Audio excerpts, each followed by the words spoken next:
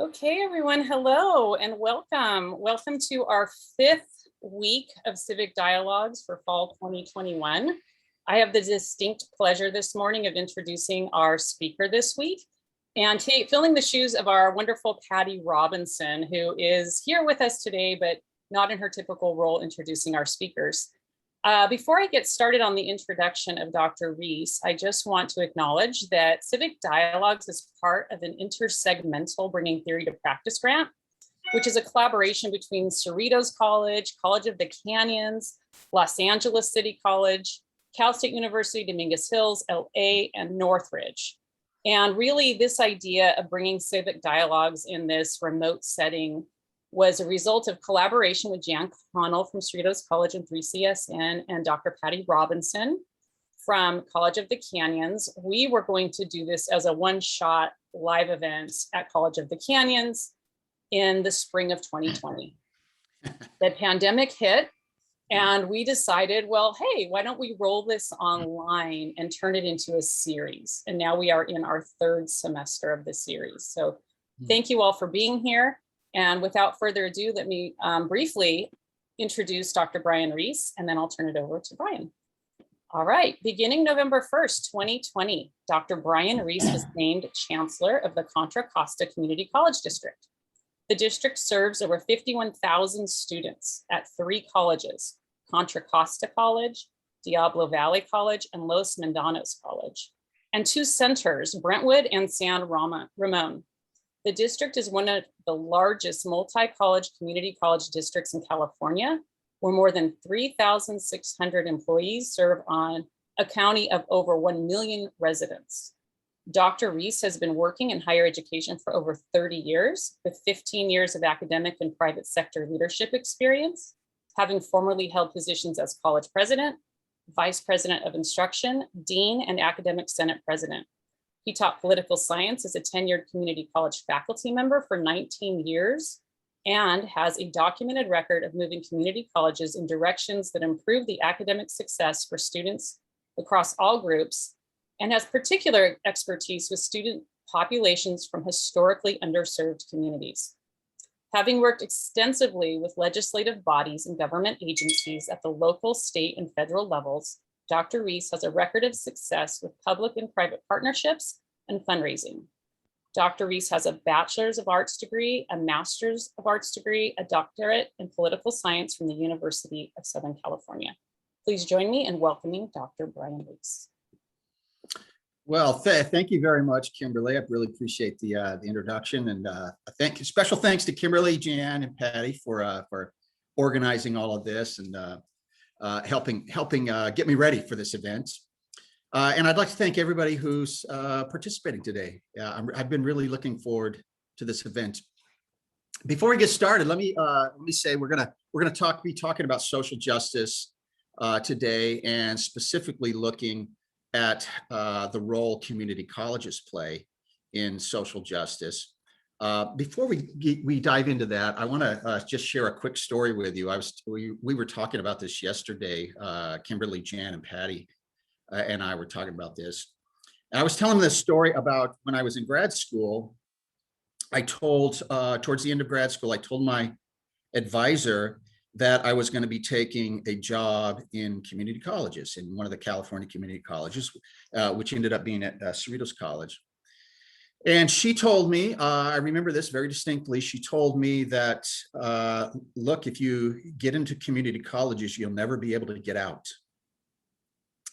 And she was a very nice person who I think she cared for me. We had a good relationship. And she framed community colleges with that one sentence in a bit of a pejorative frame. And I remember being a little perplexed by that. And I think I was perplexed by that comment. This sounds like a ridiculous exaggeration, but it's not. I was perplexed by that comment for almost 30 years. I'm sure all of you recognize this. You know, when you're in community colleges, very often you hear this narrative about us. And I believe this narrative comes from the four-year universities. It's conceived there and imposed on us, and we've received it. And that narrative sounds something like community colleges are a place of second choice. Community colleges are a place where you land when you can't quite get a job at a CSU or a UC. They're a place where you land as a student when you couldn't quite get into a CSU or a UC or a private university. And they just constantly get framed as this, lower in terms of ranking. I mean, literally, you look at the U.S. News and World Report, there it is. We're ranked lower. And this has always been something that's frustrated me. It just felt intuitively wrong at the gut level.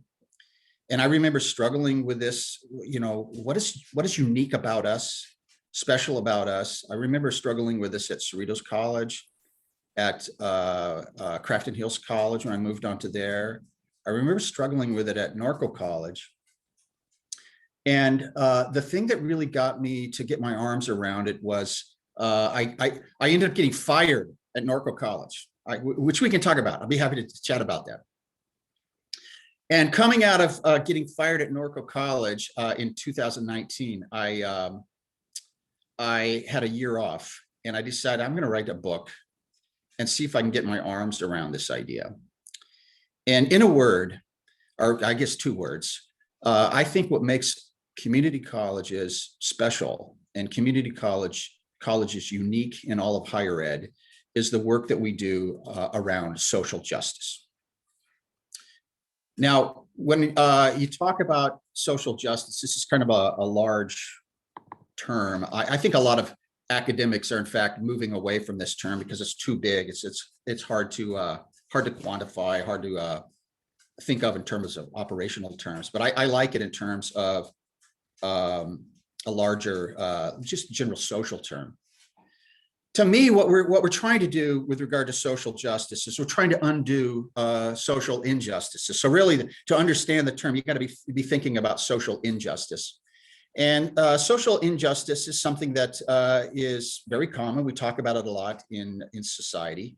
And whenever you see a particular group that's getting the short end of the stick with regard to services or influence or power or something like that, what you're looking at is some kind of social injustice. So when you see African Americans getting disproportionate access to healthcare, or Latinx community getting disproportionate access to police services, or you see poor people getting less access to education, and you go on down the list, that's what we recognize as social injustice.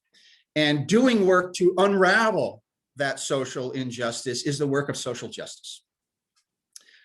In my mind, the institution across the United States that's doing the most interesting, the most compelling, the most amount, in terms of volume of work in this social justice space is the American Community College.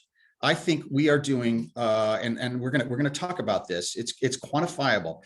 We are doing more work, more serious work, more in-depth work at a higher level of expertise than any of the other higher ed institutions. They all have things that they do well.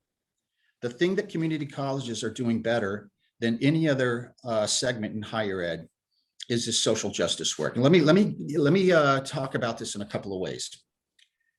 First of all, we are serving more students from historically underserved communities than any other segment in higher ed. Let me just give you a quick sense of this. So this slide here shows the top 10 universities, private universities on the left side, and the top 10 public universities on the right side. And this is a list that's taken from the U.S. News and World Report's annual, evaluation of higher ed. And I have a lot of problems with that ranking system, but that's for another talk. So going with their list, I identified the top 10. It goes from 1 to 10, and this is from 2020. And then if you look at a guy named Raj Chetty in his research out of Harvard, he looks at a lot of income inequality in the United States. He just went through went through every single higher ed institution in the United States and calculated how many students they're serving from low income, middle income, high income. And he broke the income groups down into 5 sectors. So 20% very low income, 20% in low to middle, 20% in middle, 20% in upper middle, and 20% in higher income. And this slide shows you the percentage of students from low and middle income backgrounds that are attending these universities. All right, so according to Raj Chetty's work, 60% of a population falls into middle, or lower income. You guys following me here? So 60% of the United States falls into that category. Only 13% of Princeton's population is from that category. 23% of MIT's population falls into that category. Northwestern, Duke, same thing. So while 60% of the American public is from those income brackets, they are serving a extremely low number of students from those income brackets. And then you would think, well, the four-year public institutions, they must be addressing this at a much better rate, right? So on the right-hand side of the screen are the top 10 public universities from 2020, UCLA, Cal, Michigan, University of Virginia, et cetera. And look at some of these numbers. They're all well below 60%. They're better, but they're not at 60%. UCLA has about 33% of their student body from middle to low income. University of Virginia, University of Michigan, really low rates. So what's going on with these institutions is they are disproportionately serving students from families with middle or upper income backgrounds. This is a major problem in the United States. Now compare that to the top 10 community colleges in the United States. This is the top 10 list from 2020 developed by the Aspen Group. The Aspen Group goes through a competition every other year and ranks, there's this competition. It's a very prestigious award. I think it's a pretty good system. Anyway, in 2020, these are the schools that they named as the top 10. Miami-Dade all the way down to San Jacinto that's not Mount San Jacinto in Riverside, that's San Jacinto, Texas, San Jacinto College in Texas. Miami-Dade, I'm so impressed with this institution. Look at that. They serve 77% of their students, almost 78% of their students come from middle to low income. And if you look right on down this list, most of these institutions are serving a disproportionately higher number of students who come from middle to low income in the United States. My experience at Cerritos College, at Crafton Hills College, at Norco College, and now at Contra Costa Community College District reflects this also. In fact, I asked our own research and development department recently at Contra Costa College. The nickname for Contra Costa College is 4CD. I asked them what percentage of our students fall into at least one of these categories. What percentage of our students are student of color, LGBTQ+, they're eligible for the Promise Grant, eligible for Perkins, identify as first generation, foster youth, disabled, veterans, or homeless. And the answer for Contra Costa Community College, which I would not describe Contra Costa as a depressed county. It's right next to Alameda County, so it's kind of next door to Oakland and Berkeley. 93% of our students come from this category. Community college, my point here is community colleges don't exclusively serve students from historically underserved communities. Not exclusively, but we almost exclusively do. This is the majority of students that we are serving in our contemporary environment. And this is something to be extremely proud of. This is the group that we're reaching out to. It just amazes me that Harvard and Stanford are so proud of how many students they turn away. And somehow we've bought into that about, look at all the people we turn away. So many people want to go here. To me, that should be an embarrassment if you're thinking about social justice. What we're doing at community colleges is we're taking everybody, and in particular, we are taking students from communities of color, students with low income backgrounds, if not from poverty, students with recent immigrant history, students from from the LGBTQ plus community. We're taking students from all these historically underserved communities, which is really great. And the second point I want to make is this is working, right? If you look at higher ed, and is it having an impact on lives?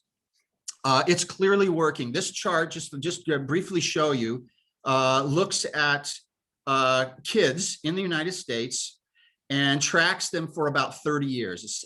What they're trying to do is they look at the income that you're born into, and they look at your life after 30 years to see what income level you're at. And so if you're born in the 10th percentile of income in the United States, by the time you're 35 or so, you end up in about the 35th percentile. If you're born in the 60th percentile in the United States, you end up a little bit under the 50th. And so the point here is you see how steep this slope is.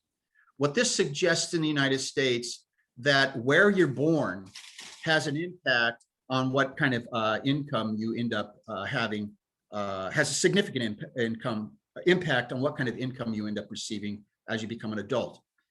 These lines start to flatten out if you look at students who attend universities. So you can see somebody who's very poor, born in the 10th percentile, if they go to, say, UCLA, or if they go to USC, or if they go to Yale, they pretty much end up in the same percentile as students who attend the same universities who came from wealthy families. So education is having a dramatic effect in terms of changing the trajectory of people's lives. The other one I want to mention here very quickly, this is my favorite example of how income has such an impact on people's lives. When I was at Norco College, we started a prison education program. The college was about like a quarter mile away from a prison, and we weren't really doing anything over in that prison. So I started talking to the warden of the prison and said, "Hey, we'd like to do some education over there," and we put a partnership together and started offering an AA degree. We offered an ADT over there. And while we were putting the program together, I really got familiar with this research. And there's a lot of research on the effects of education on incarcerated populations. So right now, just take a look at this data here. If you are in prison and while you're in prison, you pursue zero education, you just sit there and wait for your sentence to be over, your recidivism rate is 76.6%. So basically 3 out of 4 return back to prison if they pursue no education. If they pursue a GED or the equivalent of a high school education, it drops to 55%. If they get some kind of vocational training, it drops to 30%. And look at this green bar. If they just get an AA degree while they're in prison, recidivism drops from 76% to 13%. That's how big. I mean, that's a massive impact. And then it keeps going. Bachelor's degree, 5%. And the literature shows that anybody who's ever earned a master's degree in prison has never gone back. It's 0% recidivism at that rate. Very few people earn a master's degree in prison. But this is a really, really strong effect that we should all be very, very pleased with. So there are 3 things around this idea of a social justice that I think we can all look at. First of all, we have a very strong established community infrastructure, community college infrastructure, especially in California and a couple other states. Florida has a really strong system. North Carolina, Texas has a really good system, and a few others. As I've showed you here in the data, historically underserved students are enrolling in our community colleges. They're seeing these as places that are welcoming to them. So for a lot of institutions of higher ed, there are proportionate numbers of African-American students, Latinx students, Southeast Asian students. So the percentage that live in the community are coming to that college. We're having good access trends. This has been going on really for the last 30 years. We also can see from the data that I gave you here that we have academic success is translating into personal success. So if you go to college and you come from a historically underserved community, it changes what your life is like. Not immediately, but if you track that person's life over the course of their early professional development, it changes their lives and very often changes their whole family's life. The place where we really need to do work now is in the equity space. So let me pause here just real fast before we go over a couple of other slides. To me, when we talk about social justice, I think where we're trying to land is, okay, think about all of the positions of prominence and influence in the United States. Think of all those positions like professors and nonprofit leaders, business leaders, elected officials, judges, religious leaders. Think, all those people kind of, they're not all wealthy. I'm talking about they have influence in society. They can contribute in a significant way to decision making. When all of those positions in the United States start to look like our population in the United States, that's when we're going to be at a position where we are experiencing social justice, or we're getting much closer to this idea of social justice. Because when you put when decision makers in the United States look like the general population, they will start making decisions that reflect the general population. I think this naturally happens. So the question is, how do we get people from all groups in the United States into positions of prominence? And the answer to that is through education, because most of those positions that I just mentioned required a bachelor's degree. Not all of them, but most of them, and many of them require degrees that are higher than education. So our big challenge really to address this social justice idea is to make sure that we're receiving a proportionate number of students from historically underserved communities, which we're doing right now. We're doing a pretty good job there. But what's not happening is when these students are walking across the commencement stage to receive their AA degrees, their bachelor's degrees, their master's degrees, et cetera, when we look at who's walking across those commencement stages, those people receiving those diplomas are not reflective of our larger population. That's why I say equity is the work that we need to do right now. And this is the kind of the gap that we're looking at. All right, let me explain this. This was really helpful to me starting to put this information together.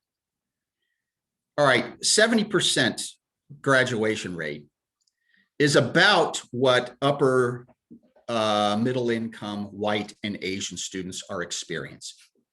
So in general, across the country, if you are a white or Asian 18, 19-year-old and you come from an upper income or higher family, when you go to a college, no matter where it is, you tend to finish at about a 70% rate. So that's the kind of goal we need to get to in order for there to be some kind of equity when students are walking across the commencement stage, and then some kind of equity when we start looking past that in terms of people who are in positions of power. The Latinx community right now has a graduation rate for a bachelor's degree at about 56%. Veterans are graduating at about 53%. Southeast Asian students, so like students from Laos, students from Vietnam, Cambodia, things like that, 50%. African-American students are graduating at about 46%. And then it really starts to slide. The LGBTQ plus community as is below 35%. Poor students, no matter what race or ethnic group they come from, are finishing at about 25%. Working students, a lot of our students at community colleges are working students. They're finishing their degrees at 15%. Native Americans and Pacific Islanders at 10%. Foster care students, 5%. Incarcerated students, including formerly incarcerated, at about 4%. Some of these numbers, it's hard to find really solid research on them. So their range is, this incarcerated number is somewhere between 1 and 7. It's hard to get really strong data on that. But these are the gaps that we need to close. To me, this feels like what our next round of work looks like in community colleges. And what we really need to figure out is how we're going to do this. And this is what I'm frustrated with most in my entire career, these gaps. Because for my entire career, I see Jan on the screen right now. Jan and I were talking about these things 30 years ago, 25 years ago, when I had no gray in this beard. Look at all. I mean, it was a different time for me. We've been talking about these equity gaps for 30 years in my professional life. And if you look at the equity gaps statewide, they've started closing or narrowing with regard to access. We're doing a better job at bringing more people in from diverse communities. But the gaps between communities that are having successful academic experiences and the communities that are not experiencing as much success are growing. They're not even narrowing, they're growing. All student success is improving a little bit, but Caucasian and Asian populations are improving at a faster rate than African-American, Latinx, Native American, Southeast Asian students. So that gap has been widening over the last 30 years throughout our community colleges. We really need to do something to address this issue. In my mind, there are at least 5 areas where we really need to think about doing work. And this is not just work that a person can do by themselves. These are things that we really need to do together. I really want to stress that point. When I was at Cerritos, I'll tell you about one of the worst days of my whole professional career. When I was at Cerritos, I think it was about 8 or 9 years in, I was teaching political science, and I wasn't getting the results that I was hoping for in my classroom. I was still getting too many students that are struggling, too many students that weren't completing the course, too many students in the C, D category. So I remember one summer, I spent the whole summer going back over my lectures, rewriting them, putting together new PowerPoints, rewriting jokes, everything, the whole thing, reworked the whole thing. And I came back into the fall semester, and I remember I was very excited about all this new stuff. So I started on the fall semester, and I was excited about getting to the first midterm. I always did 2 midterms and a final exam and a paper somewhere in there. So I was really excited about getting to that first exam. And I passed out the exam. They took the exam. I went right back to my office. I graded it because I wanted to see how high the scores had gone up. And I remember going through that exam, and they were as bad or worse than they'd ever been. It was just C, D, C, D, F. Just like, oh my gosh, what is going on here? And I remember starting to slip a little bit into kind of an attitude I said I would never get into. I mean, well, first, I remember grading them, and I bringing them back up. I was in, those of you from Cerritos College on this call, you're familiar with the social science buildings. I was walking up the 3 flights of stairs, and I was taught on the 3rd floor. And I had these papers under my arm that had graded. And as I was walking up the stairs, I remember getting angry, thinking about all that time I spent rewriting these lectures, and the grades are low. And so I passed them out, and I said things to him I regret to this day, because I was angry. And I remember talking to a few people about it, and came back 2 days later and said, I'm sorry, I shouldn't have said these things. And we rebooted, and I readjusted, and we ended up having a pretty good semester. But the place where I could feel myself starting to slip was I was starting to think, I don't know what else I can do. And I was starting to focus on the few students that were serious, the few students that were prepared, and maybe not giving as much attention to the students who might be sitting in the back of the room, just trying to get through the class. So at the same time this happens, I decided to go to this thing called the ASCC Faculty Leadership Institute, I think is what it's called. There were a couple of faculty members at Cerritos who'd been asking me to be academic senate president. And I didn't want to do it. I didn't want to be senate president. And they eventually twisted my arm. And so I went to this leadership institute. And I remember thinking, okay, I'm just going to get this thing over with, and then I can tell my colleagues, yeah, I went, I'm still not interested.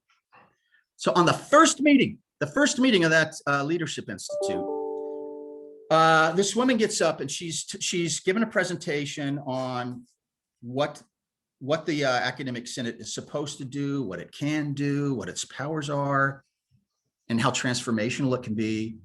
And I did not expect this at all. I did not expect that presentation. And I remember coming out of that and sitting in this hallway trying to piece this whole thing together, what she had just said, because what she was suggesting is that a lot of these issues that we're dealing with in the classroom by ourselves, we can address these collaboratively and together. And what she was suggesting is the academic senate could be the leader in a collaborative effort to improve the lives of students, especially the lives of students from historically underserved communities. And that really was a turning point for me. I really believe wholeheartedly in what she said. I wish I could remember who she was. I need to tell her thank you. I can't even remember who she was. But I remember her message really specifically. And to me, it's this kind of collaborative work where we really need to dig in. And that's why I think leadership is so important here. Let me step you through just in 5 minutes. Each one of these, we could spend an hour on each one of these topics, and we're not going to, of course, but I just want to go through each of these 5 areas where I think we need to do a lot of work together. The first one is we need to think deeply about adding personal academic capital to our students' lives. All right, our students, the ones we've been talking about here today, the thing that makes them different from students who come from families with historic college-going traditions is academic capital. If you come from a family where dad has a bachelor's degree and mom has a PhD and grandpa's a doctor and grandma's an attorney, and a family like that, you have so much capital in your life, it's going to be hard for you not to succeed. They're going to put pressure on you to go to college. When you're in college and you're starting to get stressed out and you want to drop out, there's always going to be somebody in your life encouraging you through, working you through, helping you through. They've been through the process. They know how to help. They can say, oh, I was in that situation too. When I was your age, I wanted to drop out. I didn't. You got all the support in your life. And if you come from an environment like that, God bless you. That's fantastic. That's the environment I hope I created for my 3 daughters. I'm hoping that they feel like that. Our students do not come from an environment like that. Many of our students come from families where everybody loves them deeply. The parents love them just as much as anybody else, but their parents didn't go to college. Some of our students, parents didn't even go to high school. So when our students are looking down this pathway of hurdles that they have to get over, they don't have somebody at home that can help them get through those hurdles. They don't know what registration is like. They don't know what a counselor does. They don't know what an engineering major is. They don't know the difference between a community college and a private university and a UC. And they don't have people in their family that can help that. But they have family members who love them. We have to figure out how to leverage this group that's in their life, this group of socializing agents in their lives, with arm them with the kinds of information that they would like to have to help these help their own students succeed. So I feel like there's an untapped resource in their lives that we're not leveraging well enough for them. Again, we could go on that topic for a long time, and I would like to do that at some other time, but let me move to the others. Community colleges are underfunded. This is just a fact that is driving me more and more crazy as I look at it. The state government in California expects us to provide an education that's equal to the CSUs and is equal to the UCs. They expect students to come to us and receive an equal education. But if you're an undergraduate at UC Berkeley, if you're an undergraduate at UCLA, the state government invests about $33,000 in your education, in that full-time student education. If you're a full-time student at Cal State Long Beach or San Francisco State, the state government invests about $17,000 in your education. And if you are a full-time student at a community college, the state government invests about $8,000 in your education. What's up with that? That doesn't make any sense to me. If we are saying that these are the institutions that primarily serve students from historically underserved communities, what are we doing at the public policy level to address? You know what we're doing? We're continuing to underserve them. We are literally giving them 1/3 the educational dollars that institutions who predominantly serve students from upper income families receive.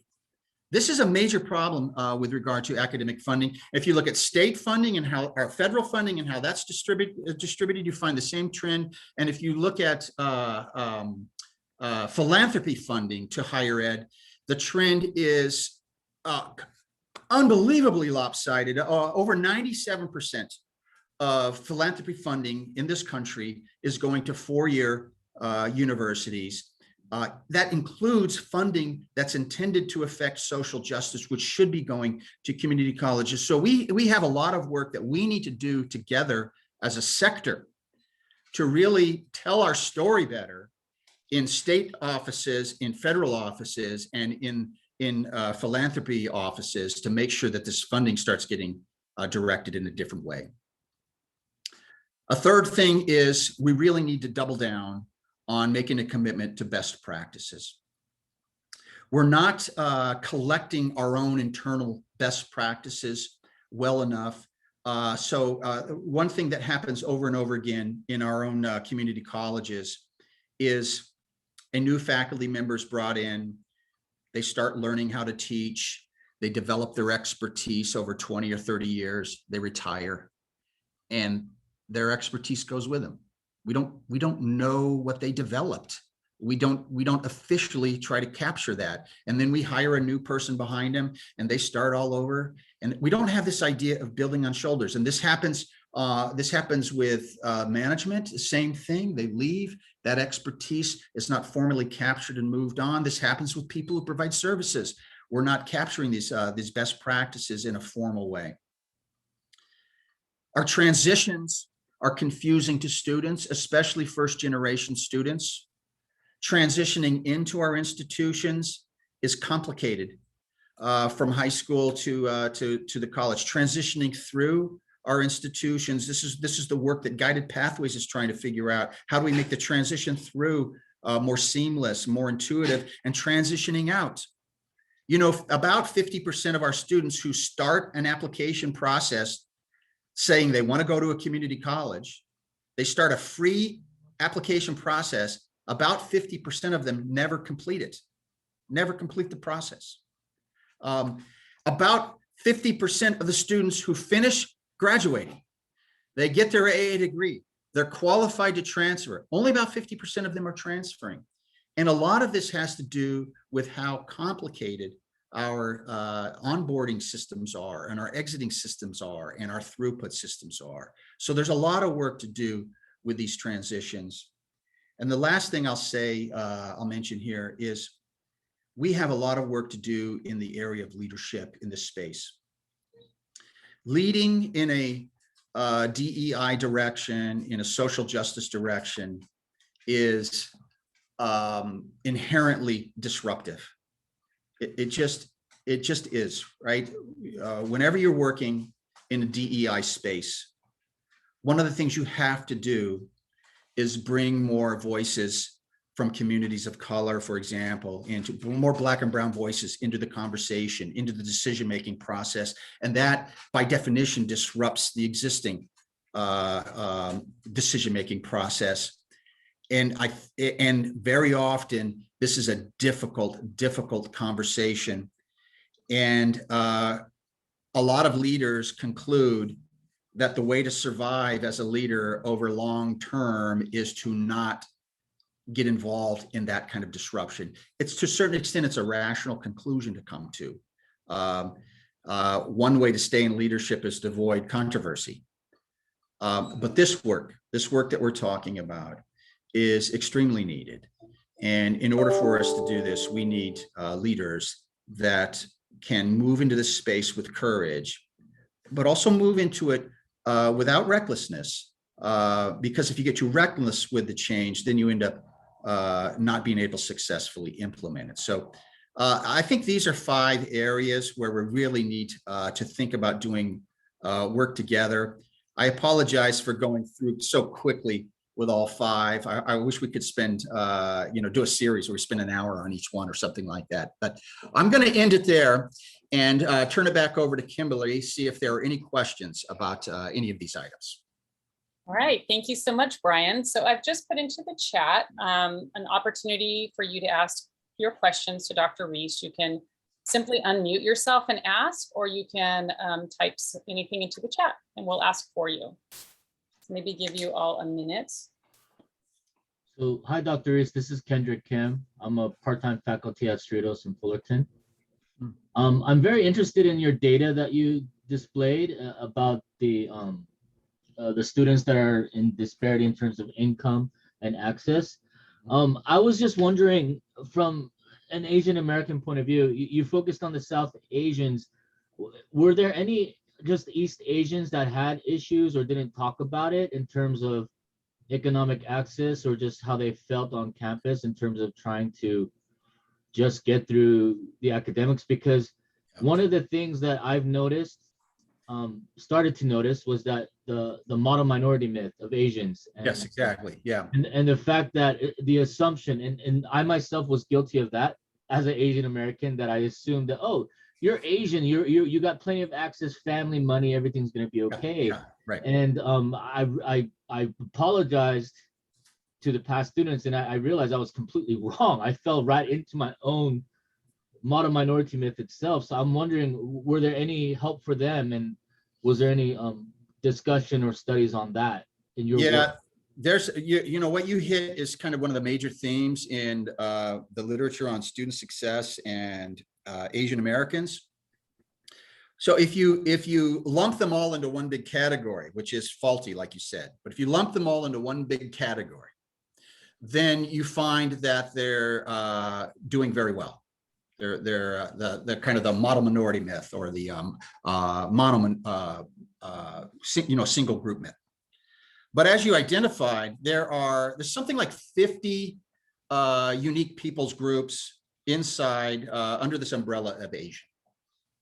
And something like 100 different languages are spoken by those 50 different peoples groups. So it's very diverse. It's a lot like the Latinx community.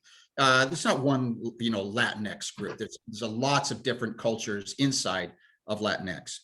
The difference between the Latinx community and Asian community is when you start breaking down those 50 different groups, Some of them are really struggling academically, and some of them are really excelling academically. Some of them have access to lots of resources. Some of them have access to very limited resources. So inside itself, it's a very diverse group itself in terms of academic performance, access to academic capital. One of the things that's been talked about in the literature is we need to acknowledge this and do a better job of disaggregating the data. When we say Asian, what do we mean?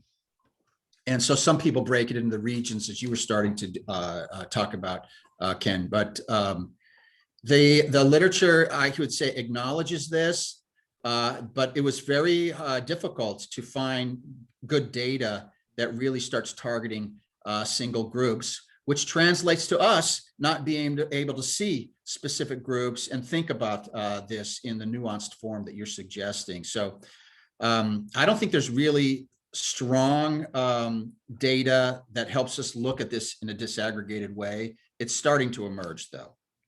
Thank you, Dr. Reece. And Dr. Reece, you have a question from Angela hopping to go. Hi, Bryan. Angela, How are you? yeah. So good to see you. We missed you. Yeah, I'm just I miss sitting you too. here enjoying hearing you speak. Really, you inspire us all, and we miss you a lot. I do have a question. I was wondering if you could go back to the point where you were talking about how much we fund the community college level at versus the Cal States and Yeah. so forth. I didn't have a slide on that, but I can talk about it. Yeah. Okay, I was wondering if you could just touch on those numbers again. And like, to me, that's a heart of the equity issue, that we're giving less money to the people who need it the most. So what do we do about this in your view? And then I'm hoping you're going to apply for the chancellor position in the state and be able to help us solve this. Well, we do need to address this at the state level together. So just to recap, the way I always think of it, this is an approximation. UC students get about 3 times more. CSU students get about twice as much as community college students. So it's about $8,000 that the government invests in a full-time student at a community college, about $17,000 at CSU, and about $33,000. Now, I know what the UCs will say right off the bat is, hey, we have a larger portfolio. We do research. That's why it costs more. But there are a number of studies that back out the cost of research and still find disproportionate funding going in that direction. The narrative you usually hear is community colleges are free. So it sounds like, oh, we're giving historically underserved students a break. We're giving them free education. But the flip side is we aren't investing in their education. And when you don't invest in their education, what happens? When I was at Cerritos, I had between 800 and 1,000 students per year in those big poli-sci intro courses. I can't learn every student's name when there's that many. I can't grade papers in detail. I have to do Scantrons. I can't do lots of written assignments. And what that translates into is a lesser academic experience for those students, not because I'm lazy, because we're just underinvested. Why do you think our students can't find a counselor very often? Because we don't have enough money to hire enough counselors, and it's because we're paid at a disproportionate level. And I know it's easy to say, we'll be better if you give us more money. I know that's the cheapest cop out always. But I really do think this is significant. If we want to address equity, then their academic experience needs to be equitable to a CSU and UC academic experience. And I think that needs to be addressed at the policy level. I suspect there are a lot of progressives in Sacramento that would support this, but there's always pushback when you try to reshuffle how resources are developed, or distributed. Yeah. All right, we have 2 more questions, or at least hands up for now. Anthony Clark and then Terrence Elliott. Anthony. Dr. Reece, I had a couple of questions, if I may. Okay. In your research, my first question is, in your research, did you uncover any studies that compared the graduation rates of students and from 4-year universities those students who attended community college first, and I'm talking about the disadvantaged students, Yeah. relative to those that attended the four-year university throughout their matriculation. So, was there any difference there? Yeah, there's two differences worth noting. One's a compliment to us, and one's a concern that we need to think about. So if you look at Black and brown students, African-American students and Latinx students in particular, and you look at those who transfer to the university, so they're there at, let's say, a junior, and you compare them to African-American and Latinx students who started at that same university, our students do better. Our students have a higher completion rate. So if you start at a community college and you transfer, your odds of succeeding are better. Let's say an African-American student, your odds of succeeding are better if you started at that institution. However, here's the part that we need to be concerned about. When our problems were not, when they transfer from our institutions, their success, we don't have enough people getting through our institutions. That's where our problem is.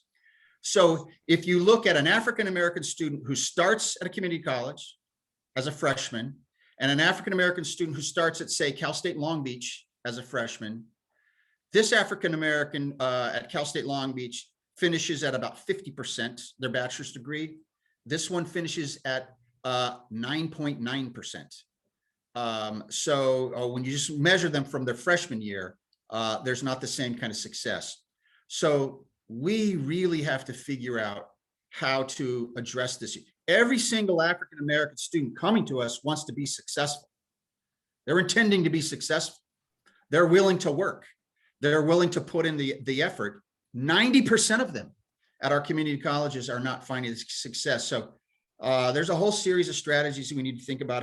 How do we scale up culturally specific support services for Black and brown students, for example? How do we make sure our students are able to experience faculty who look like them, faculty who have similar histories to them? We need to make sure those gaps are all closed. There's a number of strategies we need to implement, but anyway, those are the two data sets that I found. Okay. My other question, real quick, that interesting data that you provided that shined a light on the effectiveness of offering college courses in prison. I recall a while back that there was a lot of opposition from the right on offering, college courses in the prisons. What is the source of the opposition now? Because it seemed like it would be a win-win situation. How could you possibly be in opposition to that? But there were. Yeah, you're right. I did run into opposition to that from kind of a conservative ideological perspective. And the basic argument was, my kids have to pay for education. Why would I give free education to somebody who's a criminal? I can kind of see that logic, but also a perspective on the right is we need to save taxpayer dollars. And one way you save taxpayer dollars is you stop this recidivism merry-go-round. And it is much less expensive to invest in education to stop that merry-go-round than it is to invest in just keeping the recidivism cycle going. Right. So that's the kind of the argument I always tried to take to my Republican friends who are making that argument. Thank you. You bet. Thank you. Hey, and it looks like Terrence Elliott's been patiently waiting with his hand up. Dr. Elliott, how are you? Hey, Dr. Reece, I really appreciate your talk here. Yeah. Social justice is right up my alley. Yeah. It was shocking, but yeah, I have to agree, 93% of our students have a lot of these issues and challenges. Right. And my question about leadership, and I think leadership is really important for students and staff and faculty. Yeah. For senior faculty like me, who's been doing this for a long time and on their way out, right? What is our role? How can we play in these issues? I'm trying to join committees, I'm on things. but I'm on my way out. Should we still be playing a strong role in this, or should we just pass that baton for others? Well, okay, I'll speak personally on this one, Dr. Elliott. So you and I have been in a lot of meetings together. And Yes. I feel like I've got 10 years in front of me, all right? Mhm. And sounds like you're thinking a couple of years. Yes. Okay, so what I appreciate from you is you standing next to me as a senior faculty member and helping me, two things, helping me have the courage to step into space like this, because it's a little Mhm. scary sometimes. Mhm. And then when you're in it, supporting that person. And I'm not trying to say you just have to blindly support somebody, but a senior person in an institution has all this stability, has all this history, has all this knowledge. And one of the great things you can do is encourage the leadership behind you to continue making the changes that you've been working on. And Mhm. part of continuing is helping them, not get punched in the mouth too many times, because some of this work is hard. Yeah. Just one little tiny example. Getting African-American students to find more success means we need to hire more African-American faculty, which Mhm. means we need to change how our hiring committees are done, which needs to change the kinds of questions we do, which needs to change the kind. And that's just uncomfortable work for some people. It is. I don't think it's because they're racist or anything. It's just changing how we've done things is uncomfortable. And if you make too many uncomfortable changes, people start saying that enough is enough. And so I think that's a major role you can play. Second thing I want to mention is under this idea of best practices. You've accumulated a series of best practices over several decades at 4CD. And you can't just retire with those and just disappear with them. Mhm. And then let somebody else come in who's 25 or 30 years old and start over without, we got to build a structure where they're standing on your shoulders. Right. So they don't have to spend 20 years catching up to you. They can spend 20 years starting where you left off. I don't have specifics on how we do that, but Well, I'm going to contact you, and yeah, maybe we can sit down and talk more about that. I would like. I really appreciate your suggestions. Thank you. Thank you, Dr. Elliott. All right, well, Dr. Reece, if you don't mind sticking around a little bit, looks like we have two more questions. Yeah. One was Dr. Hurtado, and then Paula Gunder has put a question in the chat. So if you don't mind, I'll turn it over to Dr. Hurtado. Yeah. Okay. Good morning, everyone. Good morning, Brian. I have a question for you. With guided pathways implementation on the way, do you foresee that the students will be in a better position to spend more time guiding their own educational decisions, and also at the same time allowing faculty to, because of guided pathways and as it requires professional development support, to spend more time researching who our students are, to read their stories, their reflections, and find out what their true needs are, so that in turn, we can really focus on who our students are and secure their success. And the districts hire faculty and provide all the resources and support that faculty who are really invested, like yourself, need to support our students. Right. Okay, thank you for all three questions, Dr. Hurtado. It's a very good question. So let me start from the third one. Resources is partly what we need, and I think about that a lot as chancellor. My job is to go find more resources for the people that want to do the work you're talking about, because almost everybody I run into at every college where I've worked, they're working hard. They're working lots of hours. I remember people have always say to me, "Boy, I bet you're wiped out being chancellor."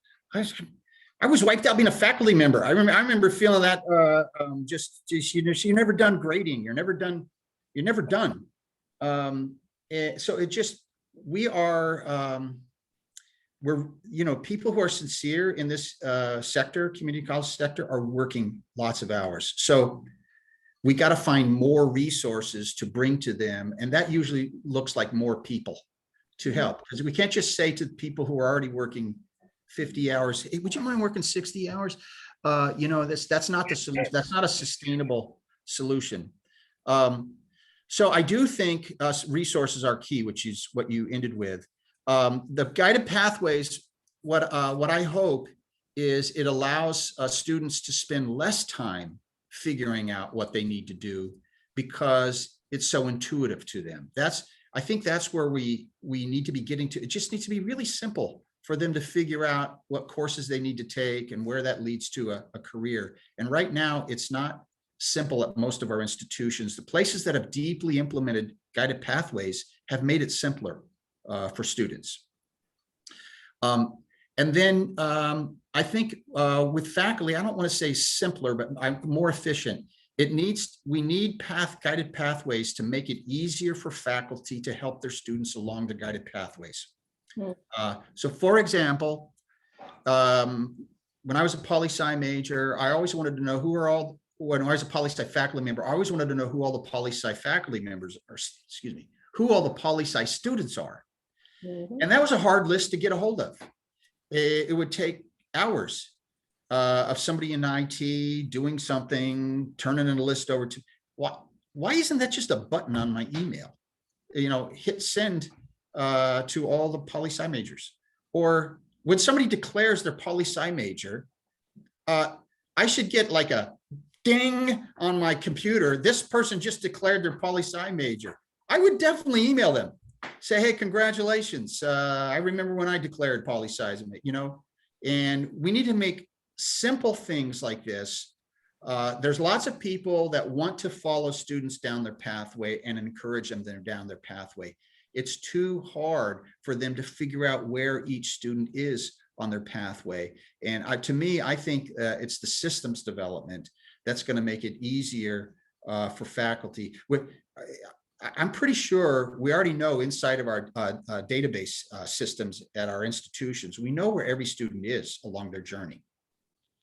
We know how many units they've completed, which ones are ready to transfer, which ones just started, which ones are succeeding academically, which ones are struggling, which ones dropped out, which ones re-enrolled. We know all that, but it's not transparent to us that work at these institutions. So it's hard to know. If you think about, you're at Cerritos, I see. So yeah. If you brought a student into your office right now, and you needed to figure out where they are on their journey, how long would it take you to figure that out? And if the answer is 15, 20 minutes, that is way too long for us to process 25,000 students that are at Cerritos College. It has to be simply retrievable so you can get past spending your time on doing something that's not meaningful, retrieving their information, and on to spending your time doing something that's meaningful, engaging with the student, knowing exactly where they are in their journey. So to me, that's where we're headed with guided pathways. Thank you. Dr. Reece, someone's asked if you would stop screen sharing so that she can. Oh, sure. I'm sure. Yeah, that's a good suggestion. I'm going to actually read this next question from Dr. Paula Gunder. Apparently she has some trouble with her internet connection, so she's asked that I read it. It's a little bit long, so bear with me. Let's see. She teaches at Los Mendanos, and the slide you showed entitled Bachelor's Completion Rates. I noticed the absence of ESL, foreign-born, immigrant, non-native English-speaking students. Yeah. Is there a reason why these populations of students are not part of the research grant or agenda? Sorry. Yeah. It seems as if they are often neglected, and in our district, our environment scan data clearly show that these populations are one of the fastest growing in our service area, but no one is working to evaluate how well we are serving them. Yeah. Isn't this part of being historically underrepresented and something that needs to be changed? If we don't acknowledge they exist and bring them into the research, they will forever be underrepresented, and the access, opportunity, and success gaps will never be attended to. Yeah. Well, I agree with that statement. There's 10 on that list, and we certainly don't have just 10 groups that have been historically underserved in the United States. It's way more than that. So I do take the point. There are other groups that need to be on this list. So it's just a matter of practicality to look at a number of student groups to make the point. And the point I think that we both agree on, I forgot the name of the person that asked the question. The point that we both agree on is historically underserved students are not getting the success that they expect and we expect. We do need to quantify these and to know exactly what these gaps are, to make sure that we're assessing whether or not these gaps are narrowing and eventually closed. So yeah, I hope she wasn't offended, or I hope you're not offended that these groups weren't included there. It sounds like you might be a little bit, and I apologize for that. It's not intended to be a comprehensive list. It's meant to show that you look at 10 groups, every single group has a problem. I bet if we added another 10 groups, there's not going to be one that shows they hit that 70% mark. There's just so much work that we need to do in this area. Okay, well, I think we're about out of time. So thank you very much, Dr. Reece, for staying over, and all of you for your questions. What we typically do now at this point in these dialogues is, if you're available, you can stick around to talk. Dr. Reece is welcome to stay, but if he has other things to do, typically Gian and myself and Patty will run some breakout room sessions where we can talk further about what Dr. Reece has shared with us today. And we're going to contextualize it in terms of guided pathways. So if you can stick around, that would be great. If not, we understand that if you have to take off this, that's fine too. So what we typically will do is I'm going to share in a minute in the chat a link to a shared Google Doc for a sign-in. We take maybe a 5-minute break, and then we'll come back together. So thank you again, Dr. Reece. And, thank you. and I'm sorry, I see so many people on the screen I recognize. I'm sorry we couldn't talk.